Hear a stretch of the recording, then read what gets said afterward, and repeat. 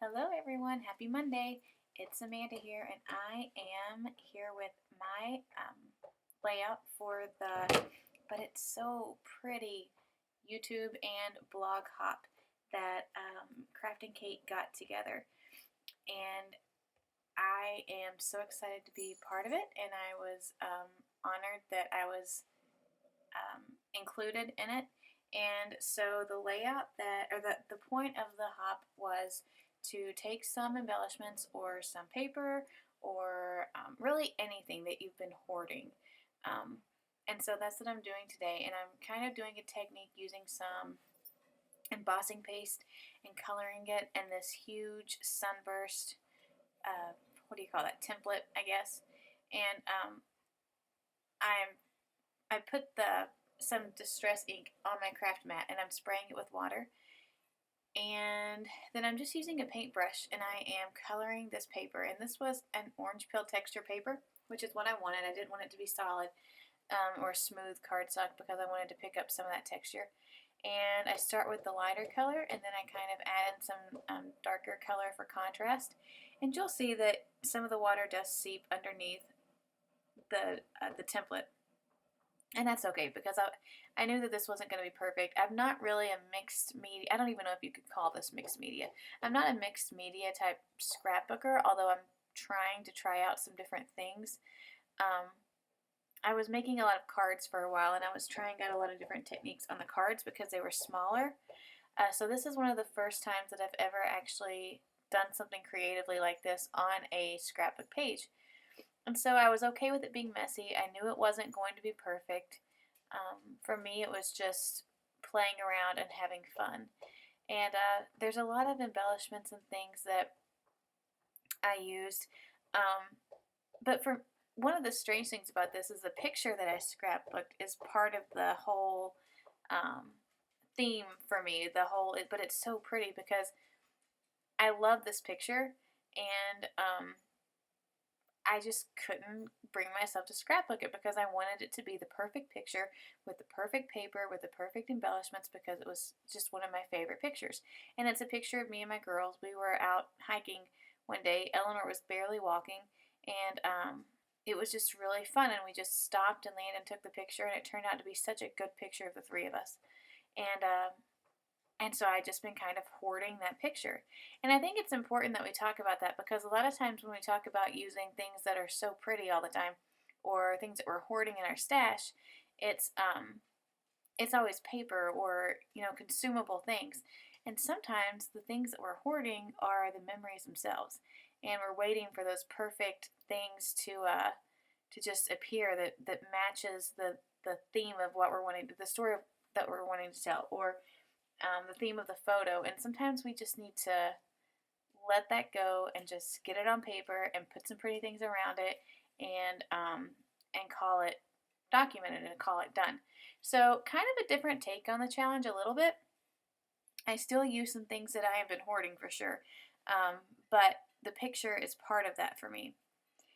So here we have this Hello Again paper, this amazing striped paper with the navy and the oranges and the pinks, and I'm just trimming that down. I cut a little bit of a border around my that sunburst paper after I dried it, and now I am going to fit this along.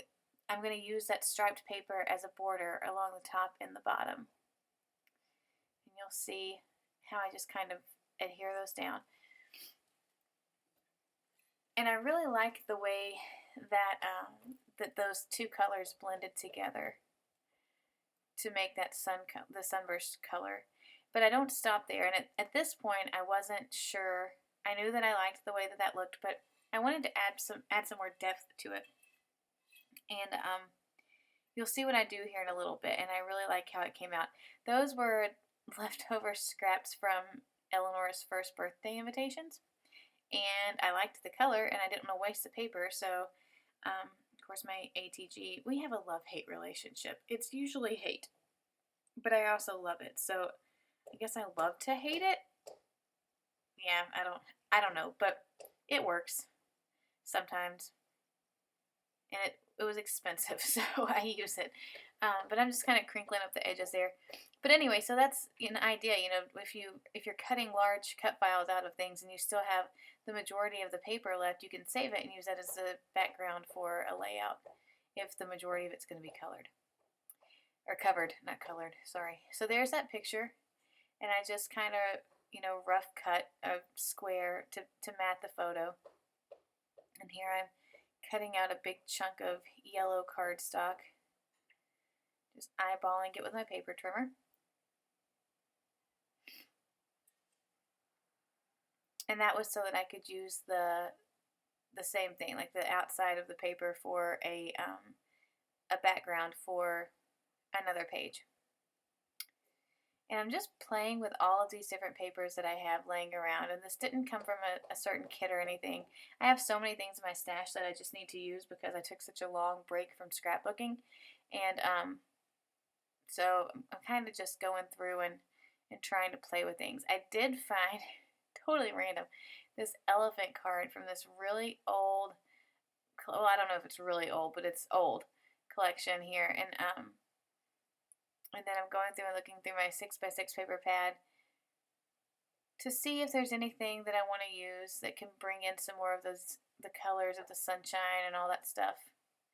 But I end up going for, I do bring in some reds, and I keep that yellow tone, and then I bring in some of these rub-ons, and I kind of just trace out where my photo is going to go. And so some of the color, and these are some of my, but they're so pretty because you can see I haven't used any of them. So I was like, you know what, I'm going to do it. I'm just going to use them, and I'm going to use as many of them as I can, and I'm just going to do it. I'm going to go ahead because, I mean, what good, especially rub-ons. Rub-ons can go really bad if they are heated, for too long. And my scrapbook area gets kind of hot now that it's getting warmer. And so I was like, if I don't use them, they're already like a year old. So if I don't use them now, I'm never going to use them. And then I'm going to be upset whenever I go to like throw them away or something because they don't work anymore. So I grabbed them and I said, let's just do it and get them on here. And we'll just do it crazy, chaotically, and just make huge clusters of lots of different images. And so that's what you see me doing here. No rhyme or reason. I know where my photo is going to go. So I'm trying to keep in mind like where the clusters are going to be and what's going to be visible on them. But that's about it. I didn't really care. My goal was to use as many of them as possible. And I'm using my bone folder because I couldn't find the popsicle stick. I kind of wish that I would have had the popsicle stick because for some reason me and my bone folder were not getting along well. Just one of those days, I guess.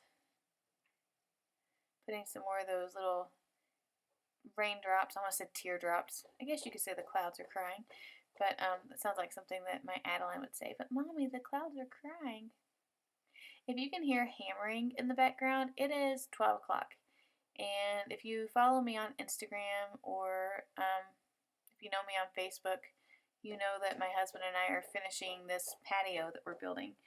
And we are determined that it is going to get done tonight. So he is working on the last row of patio pavers, and yeah, so that's what the hammering is in the background. It's him tapping in the pavers, and it's not as loud as it actually sounds. He's just right outside the window. So I don't think that our neighbors are hating us at all. Hopefully not. I would feel bad. So still putting down those rub-ons. And it looks like a hot mess right now, but I promise it comes together whenever I get the pictures layered on and all that stuff. All those goodies. Sorry, that was my phone.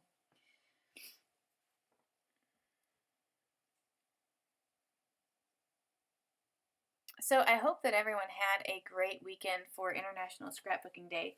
I didn't get to take part in any of the challenges or any of those things just because we were working on things of our own here at home, and being 7 months pregnant and having 2 little girls, I run out of energy a lot faster than I want, which is driving me crazy because usually I'm like a very, like, I want to get stuff done. I want to get this done now. I want to do this. I want to do that.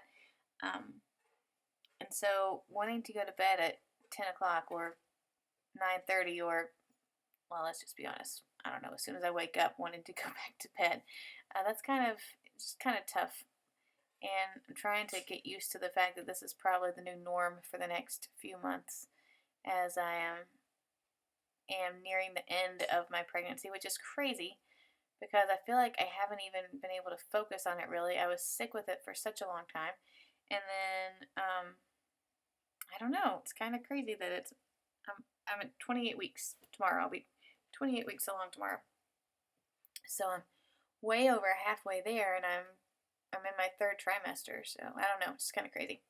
But back to this page. So there was a sticker from these Dear Lizzie, I don't know, sticker pack things, and I used my notebook border punch, and I just went ahead and punched on both sides and then cut it down the middle so that I had two sheets of that.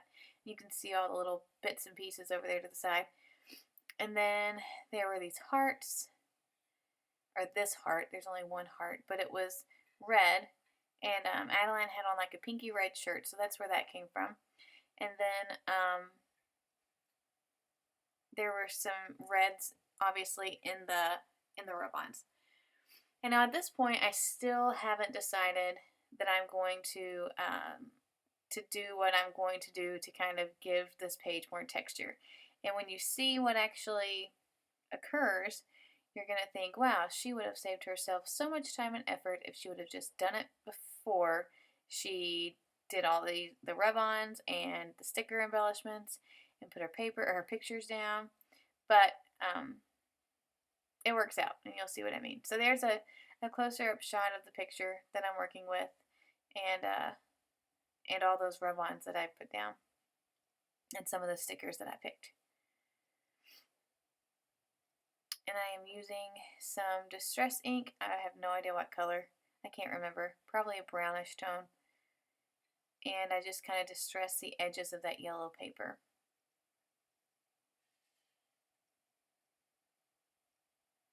Alright, I think that this is the point where I realize, oh, I have an idea.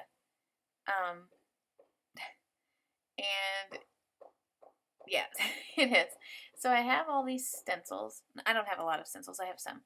And I had that constellation-y type stencil thing that I got in a kit. I don't even remember what kit it was, but it was a long time ago, and I've never really used it. And then I have this extra large, I don't even know what the name of it is, but it's basically like a super large polka dot from Simon Says Stamp. And then I've got this flowery one. That's not really flowers. I don't know what you would call that, but I have that one. And I'm going through, and I do zoom out here in just a minute so that you can see. But I'm going through and I'm like, how could do I want to spray over top of this? Do I want to add, like use a sponge dauber and sponge ink over top? What do I want to do? So I grabbed back out my craft mat, and I put down some more of those distress inks, the exact same colors that I used for, there you go, that I used for the coloring, the actual watercolor part. And then I've got this Wendy Vecchi, I think that's how you say it, embossing paste. And I'm just coloring some of this embossing paste. You want to make sure that you put the lid on it pretty tight right away. And one other tip, if you've never used this before, is just clean whatever you use to put it down with. I'm just using this little plastic knife thing that I got from Michael's, and your stencil right away, because if you don't, it gets really just hard to clean off. So do that right away. And so I just kind of mix that up with the color, and I am very roughly applying this to the colors, like to that big part of the sunburst, and I'll move on down. I'm not trying to get it really smooth. I wanted it to be bumpy and textured and to give depth, and I'm just trying to be really careful right around there that I don't get it on any of the embellishments that I've already put down, because that would be bad. And again, I don't want it to be perfect at all. So you can see that I got outside the lines a little bit. I didn't get as close to the heart as I would have liked, and that's okay. And then I'm just kind of moving on down, skipping every other one, not doing some at all, um, using some good old washi tape. Because I don't use a whole lot of washi tape anymore, so it's like, why not use it as tape to hold stuff down? At least I'm using it that way. I do use it sometimes, but not nearly as much as I used to. So there's that one. Trying to figure out if there's another place that I want to put it.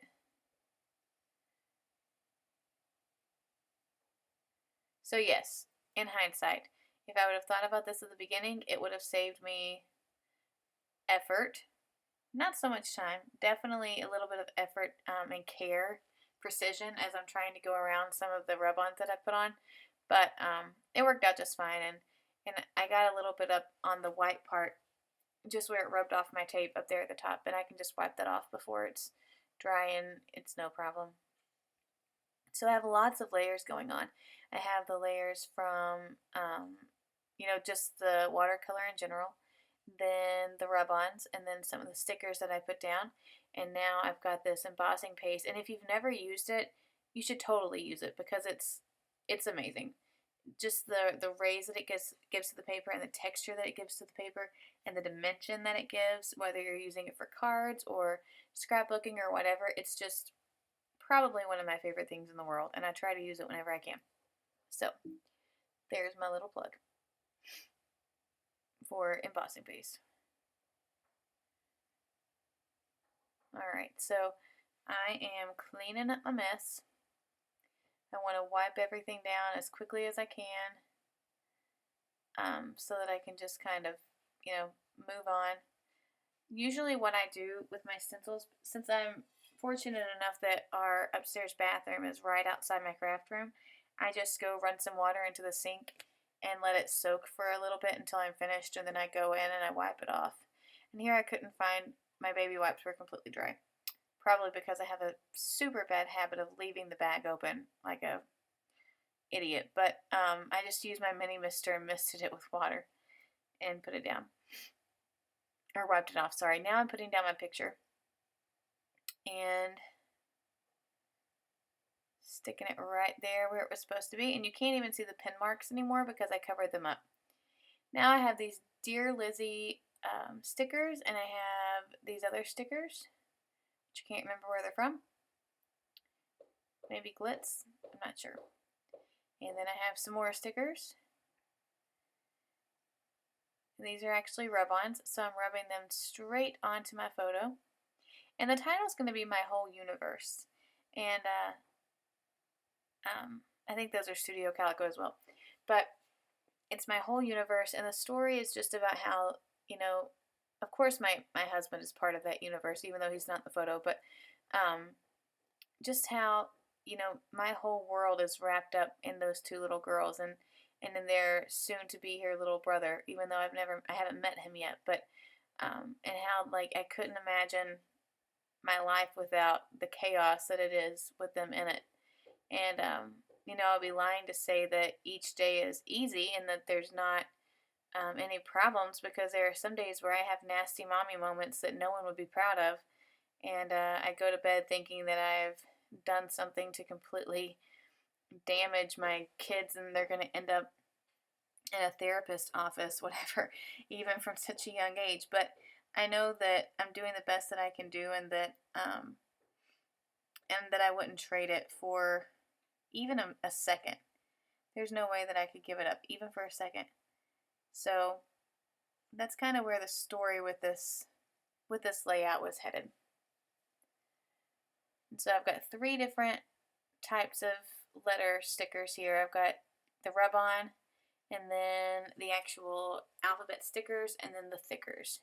And those stickers are, like I said, Dear Lizzie, but they're sparkly, and they're navy, and they're fabulous. And I love them very much. And I didn't wait for my embossing paste to dry. Now, a couple ways that you can try this if you've never used it. You can just let it dry, air dry.